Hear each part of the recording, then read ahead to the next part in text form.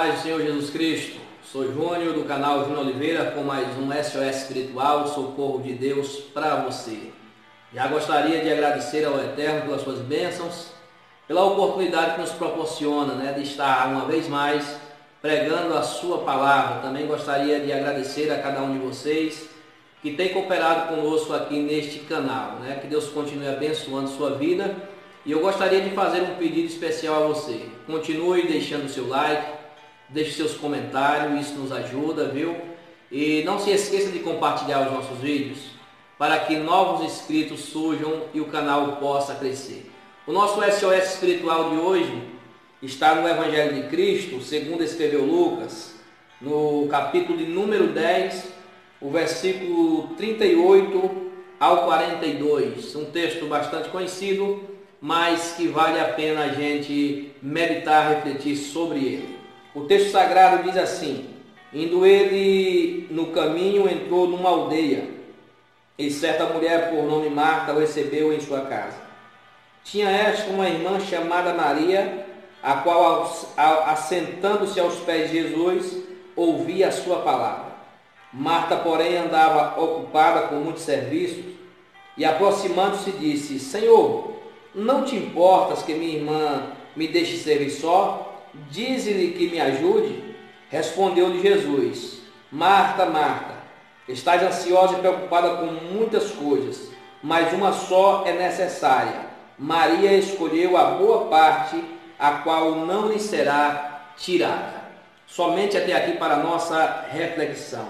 Meus queridos irmãos, amigos, ouvintes desta palavra, nós vamos refletir nesta noite na vida dessas duas mulheres que receberam Jesus Cristo em sua casa. Essas mulheres residiam na aldeia de Betânia. Esta aldeia estava a 3 quilômetros ao leste de Jerusalém, segundo os historiadores, na descida oriental do Monte das Oliveiras. Então, essa Betânia, ela é citada na Bíblia ao menos 7 vezes. No Evangelho de João e também nos sinóticos ela é citada. O seu significado do nome Betânia é casa de figos, ou de graça, ou casa de aflição. Então entendemos claramente que um tempo mais adiante eles passaram uma grande aflição quando essas duas irmãs tiveram o seu irmão doente e aquela enfermidade o leva à morte, mas Jesus Cristo chega ali e muda toda aquela história. Então já libero uma palavra para você, que está vivendo um momento de aflição, que está passando um momento de tribulação.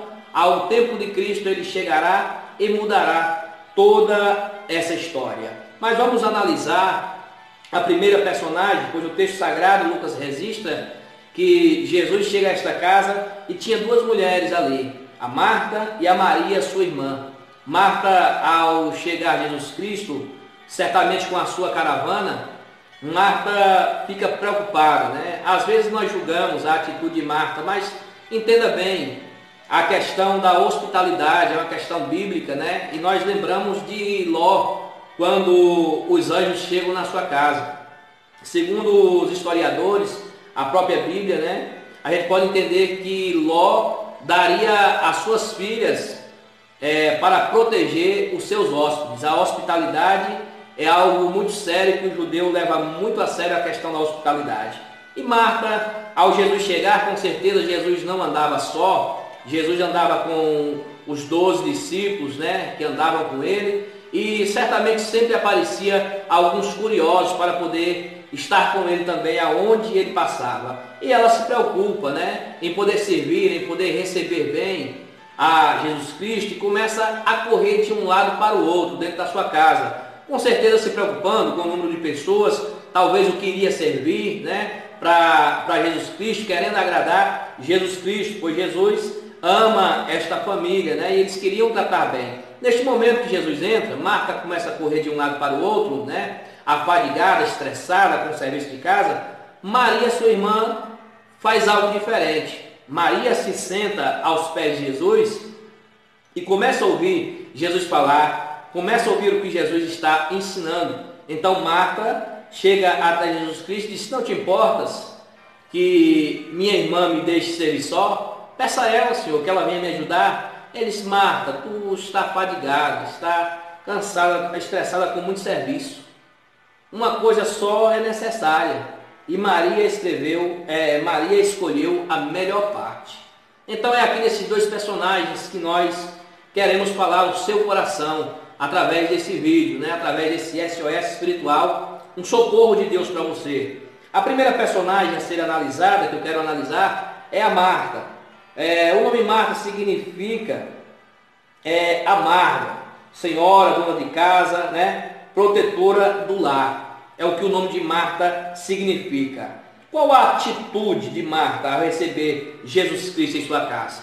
Nós observamos que no afã de recebê-lo bem, ela se sobrecarregou do serviço, né, que a impedia de ouvir a voz do Mestre. Então, o que nós podemos aprender com a atitude de Marta? O que a atitude de Marta vem nos ensinar? A gente pode ter essa certeza que a atitude de Marta nos ensina que as distrações no nosso cotidiano nos impedem de ter uma espiritualidade completa. Observe que Marta está bastante distraída, né? Está afadigada com os muitos serviços da casa. Apesar de que a hospitalidade era algo muito levado muito a sério, e a hospitalidade é algo bíblico, a gente precisa saber receber as pessoas em nossa casa, mas a Bíblia também diz que há um tempo para todas as coisas. Há um tempo para todas as coisas. E nesse momento, nesse dia que Jesus vem à casa dessas duas mulheres, não era dia de ela estar preocupada. Jesus vem no intuito de pregar, de ensinar, né, de mostrar pela sua palavra o reino de Deus.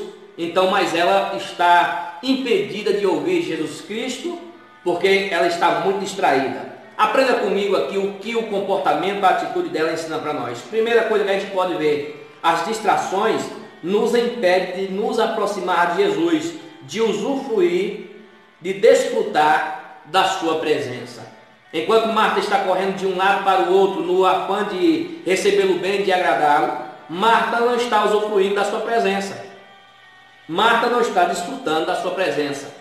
Quantas pessoas no corre-corre da vida também, hoje, nesse exato momento, estão na mesma circunstância, estão na mesma situação que Marta, correndo de um lado para o outro, afadigados com certas situações, e não estão desfrutando da presença de Jesus Cristo.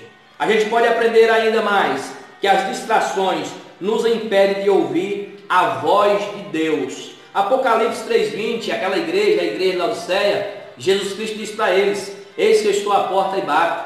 Se alguém ouvir a minha voz e abrir a porta, eu entrarei, cearei com ele e ele comigo. As distrações do cotidiano às vezes nos impede de ouvir a voz de Jesus. Marta está correndo de um lado para o outro, não está ouvindo o que é que Jesus está falando, não é? Distraída com os seus serviços, não está ouvindo a voz de Jesus Cristo. Quantas pessoas no decorrer dos dias também atarefadas, correndo de um lado para o outro, distraídas na sua vida cotidiana, também não estão dando ouvido à voz de Jesus.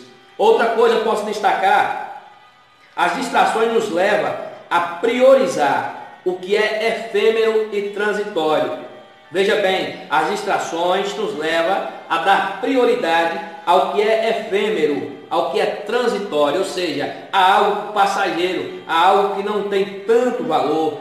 E a Bíblia nos ensina a atentar para aquilo que se não veio. Paulo disse aos Coríntios, segunda carta aos Coríntios 4:18, para atentarmos naquilo que não vemos, não naquilo que temos visto, porque é passageiro, mas naquilo que não vemos, porque isso é eterno. As distrações nos levam a dar essa prioridade às coisas passageiras aqui dessa terra, a nos esquecer daquilo que é eterno. Aquele dia Jesus Cristo queria que ela ouvisse a palavra que conduz à vida eterna, mas ela está tão distraída que prioriza algo que é transitório naquele momento. Podemos entender mais ainda que as distrações nos impedem de se entregar por completo.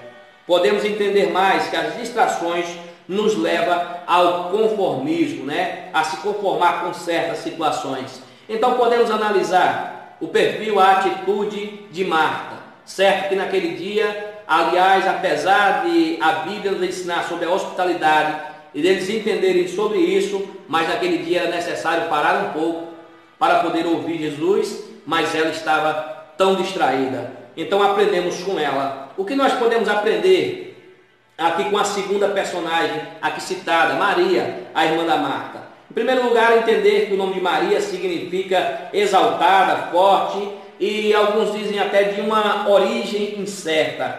Qual a atitude de Maria, segundo o texto, ao receber Jesus em sua casa? Veja bem, ela deu prioridade a Jesus, nos mostrando uma escolha bem sensata e até mesmo sendo elogiada por Jesus. Quando Marta questiona, quando Marta fala com o mestre, diz: não te importa que minha irmã me deixe servir só? Peça a ela que me ajude. Ele disse a ela: você está fadigada com muita coisa, com muito serviço.